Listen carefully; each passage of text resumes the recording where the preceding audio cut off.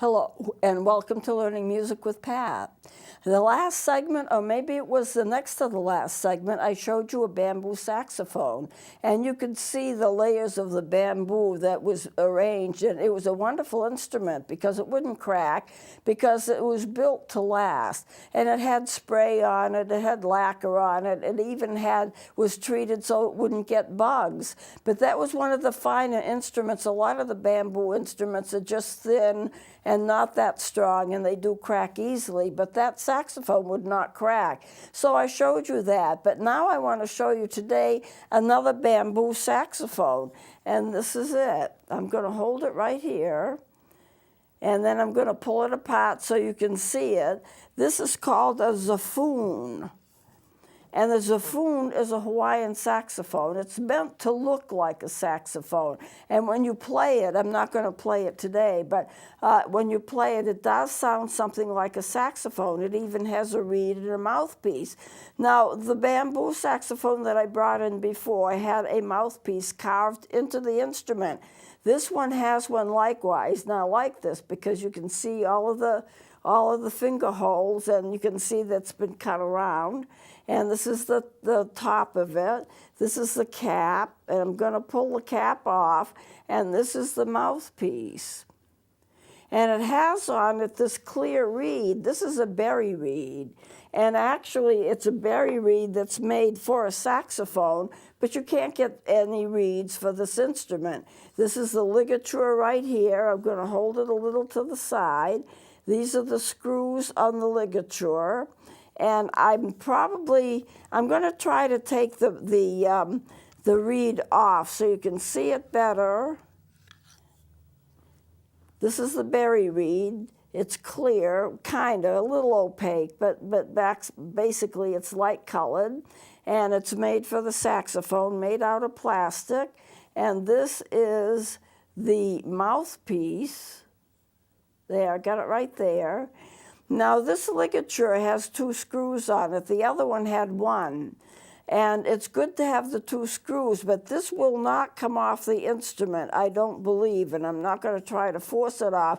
There's a little indentation that's been cut in around the ligature so it will sit in its little place and stay there. And all I have to do is slip this reed in and lay it the way it's supposed to lay, and then I screw the ligatures tight and I release one a little bit so that it'll have a little more vibration, and that's it. What I wanted you to see is this mouthpiece, which has been carved into the instrument, and that's the way some of those bamboo saxophones are. It's not a separate mouthpiece, and so therefore it won't, I can't pull it off, which means there are absolutely no adjustments to it. But this is it. And it's bamboo. And what they advertise is that you can stick it in your pocket and take it with you, so that if you are going hiking or something like that, all you have to do is stick it in your pocket. Now, I haven't measured it, but I can tell you it's too big to go in your pocket. And it does come with a case, but you could play it anywhere. These are all of the finger holes. And then when you get to the back, it plays a little like a recorder. There's your thumb hole right there. And you may not be able to see it too well here, but okay, this is a thumb hole right here, and the ligature, and you tighten up the screws, the berry reed, and they still sell them, I think. I think they still make them. And but they're a nice little instrument. I'm not worried about it's ever cracking or anything like that, because it's been specially treated, and it's just a nice little instrument. So you would really find anyone that has one. I kind of am a collector of saxophones. Look at the insignia. If you can catch it, I don't know. It's kind of small. This insignia labels it as a zaffoon, as a Hawaiian-built saxophone. And so if you had any questions about it, there it is. It's all labeled. And so I'll just hold it up for a second here and see if we can pull that. Yeah, there it is. There it is. You can see the insignia very well. And the thumb hole is above it. And it says on it, something. It says it in Hawaiian, but it does use the word xaphoon, X-A-P-H-O-O-N, xaphoon. So when people say, how many do you have, how many instruments, I say, well, I've got over 300, and I've got all kinds of instruments. Well, you can't have 300 instruments. They don't make 300 instruments. So I pull out kind of a mental list. Well, I've got the sasuto, I've got the xaphoon, I've got bamboo saxophones, I've got this, I've got that. And they say, what's a xaphoon? I says, well, that's a saxophone that's built in Hawaii. Not shaped like one, but supposed to sound like one. And it basically does. So it's a nice little instrument. Now the reeds don't come, so I get an American reed, American-made berry reed, plastic reed, and I have gone over the reed somewhat with you. If I hold it just right, you can see through it. Where it says berry, right there, you can actually see through it. Yeah, so thank you, Rick. So this is another saxophone, and I'm going to just slip that reed in. I wouldn't want to use anything except a plastic reed. And I'm going to tighten the ligatures. I have to do it facing me. And then the top screw of the ligature, I will loosen up a little bit, not a lot, just like a half a twist, and that allows the reed to vibrate. And I can see it from here, but you may not be able to see it. There's a little space between the reed and the mouthpiece, which has been carved in. And so that allows for a little extra vibration.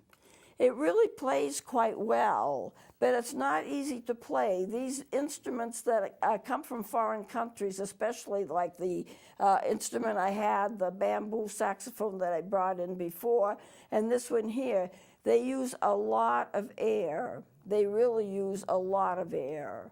And so it's just a case of you have to be ready to play it. You have to be able to put the air into it. So there it is. Now we've been talking about, and here's the cap. You put the cap on and it protects the mouthpiece and it protects the reed. I think at any rate, that's what it's supposed to do. And then you get your full instrument right there, protected by the cap. So any instrument that you're not using should go back in a case for its protection. Some people just lay their instruments around. But in order to protect it fully, once you're finished playing it, you should clean it if you need to clean it. I didn't play that, so I don't need to clean it. And then it should go back in its case. And some people just leave an instrument around because they're going to go back and play it later. Excuse me, that can be dangerous unless you have a space like a table where you can put the instrument toward the middle of the table. And when it gets to the middle of the table, no one's going to put something on it. No one's going to knock into it. It's not going to roll off the table. You have to be safe about it. And if you have a family with small children and you leave an instrument on a table, something's likely to get spilled on it or it's likely to get knocked off. So protect your instruments, keep them in their cases. Now, I want to go into reading music, and I've decided, even though the fact that I'm not completely well today, I'm going to play this song and kind of dissect it for you. It's very short. I wrote it a few days ago, and I've written it basically as a waltz, but I can play it in 4/4 time, and I want to get into that with you when I finish playing it. It will be short. So here we go.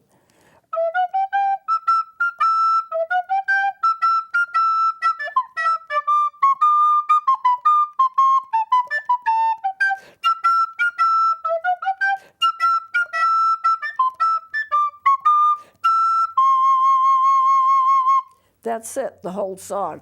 Normally, if I were to play this, I would play it twice. So let me dissect this. Let's see, I've got a pointer right here somewhere. I see it. Now, this song I made, I wrote it in 3/4 time, and it's in the key of D. The key of D has two sharps in it, a C sharp and an F sharp. Just take my word for it. And 3/4 times means you've got 3 beats to the measure, the equivalent of quarter notes. So you would have 3 quarter notes. So I start off with this E and this F and this F sharp, and then I go to this G, 1, 2, 3, and then E to F, 1, 2, 3, and this E is a whole note, has 3 beats because it has whatever the key signature and the time signature allows for. And then I start it again, E, F, F sharp, G, E, and then I go to the high E and the F, and then the quarter note, the whole note, which is 3 beats, E, D, C, 3 beats. E is 2 beats, and then that D is another beat, so that's your 3rd beat. And then I have this half beat, half note, which is 2 beats. That's C sharp, it's just 1 beat, so you have your 3 beats there. And so I go through the whole song. And when I get to the C, I join those together. These are all hold notes. 1, 2, 3, 4, 5, 6, 7, 8, 9, 10. Actually, it's 1, 2, 3, 1, 2, 3, 1, 2, 3, 1. And I just hold them. And then that's the end of the song. Now, what I wanted to show you is that I can also write this song in 4/4 time, which I'm going to explain to you, and this is down here. Thank you. What I do is I take all the quarter notes and make triplets out of them, and then two 1/8 notes, I make a dotted 1/8 and a 1/16, and that's automatically a beat. So 1 beat, that's the triplets, that's 3 notes to a beat. Here's 1 beat, here's 1 beat, and here's 1 beat over here. This is the introduction. Just like this was the introduction. So we really start here, 1, 2, 3, 4, okay? 1 beat, that's a dotted 1/8 and 1/16 is a beat. Another dotted 1/8 and 1/16 is another beat. The quarter note is a beat. And then the triplets on the end is another beat because you have 3 notes to a beat. That's a 4-beat measure. And then I go on with that. Dotted 1/8, 1/16, 1 beat. Dotted 1/8, 1/16, 1 beat. The quarter note, of course, is a beat by itself. And then you get the triplets is the 4th beat. So I can play this in 4/4 time and have the time accurate and have you play exactly the same sound as when I did it as a waltz. So I labeled it waltz, but then I put this line in, and this is all 4/4 time, and this is all 3/4 time, and the song is exactly alike. There's absolutely no difference between them. I just want you to see what you can do, and that's also a part of reading music. So let me just go over this a little bit again. Dotted 1/8, 1/16, 1 beat. Dotted 1/8, 1/16, 1 beat. Quarter note, 1 beat. Triplets, 1 beat. And that's the way it goes all the way down. And so you can get this song in 4/4 time, or you can play it in as waltz time, as I did up here all the way through. And here, that note is a dotted half note, and it has a hold on it, and that would be the equivalent of all of these notes together. It's amazing what you can do, and I decided I would bring that in. Now, in order to play that, you have to be able to read music. So what I want to get into is I'm going to take this down for now and put it down here, and I'm going to put this up. Whoops, hope I don't knock anything over here. And I'm going to tell you and show you the symbols of music and what these symbols mean. The timing is one of the symbols, and we've gone over that in the song that I just did, 3/4, 4/4, that's part of it. But there are a lot of other symbols in music that you have, and once you know what those symbols mean, you can look at a piece of music and it's going to tell you the time signature, it's going to tell you the key signature, it's going to tell you going slow or going fast or going loud or going soft, or when you emphasize something or when you stop something or when you repeat something. It's going to tell you everything you need to know in order to play that piece of music. So let's just take a look at the symbols I have here. Dynamics. Dynamics means whether it's loud or soft. It's the expression of the music. And you have two major symbols, and they look like carrots. If you work in a computer, you have those little carrot signs, and this looks like that. When you come to a point, there are two lines, that means very soft. This would be P, pianissimo, very soft. And as you continue to play, the caret sign gets a little wider, and when you get through, it's loud. So you go from soft to loud, and then you go from loud to soft. And the symbols, P means piano, which means soft. Double P would be double piano, more soft, and you increase the softness, that as you get softer and softer. You get three P's, and you get pianissimo, very, very soft indeed. And that pianissimo I have spelled out here, P-I-A-N-I-S-S-I-M-O. Now the same thing for loudness. If I wanted to start here, this is going to be quite loud, and gradually I get down to quite soft. The symbols for being loud, F is forte, F-O-R-T-E. It's not pronounced fort, it's pronounced forte.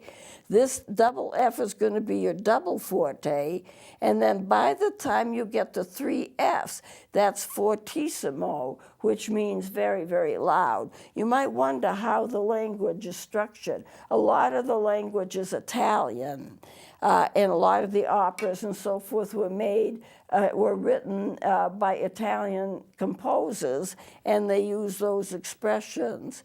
Okay, crescendo, C-R-E-S-C, stands for crescendo. That means you increase loudness gradually over a period of time. Decrescendo is when you get softer and you do it over a period of time. Now, I wrote this little piece of music here. It's not really a song, but just so you can see it. You have your 4/4 time, you have your notes, you have your bar lines, so I wrote it in 4/4 time. You start off soft, you go to extremely loud, fortissimo, you stay fortissimo, and then you get soft. This P would be piano, F is fortissimo or forte, and then you'll start loud, you gradually go down to soft again, and you end with a triple P, pianissimo, very soft. So just by looking at that, you know what it is you're going to play, because the symbols are right above. Now, sometimes it's not that long. You have a small caret shape instead of a larger one, but it can be any size that you need to have it. And poco a poco, the word poco a poco, P-O-C-O, and another letter A, and then P-O-C-O, means you do things gradually. It's a little bit like the decrescendo, or whatever you're doing it a little bit at a time. You're doing it gradually. Decrescendo or crescendo, a little bit at a time. Poco or poco means a little bit at a time. So that gives you some idea as to how loud and how soft your music's going to be. Now, I'm going to close it here. We're going to continue with this next time. But since I'm losing my voice, I think I'm losing my voice. I'm sounding throaty. I'll close it here, and we'll continue with this next time. Please join me then.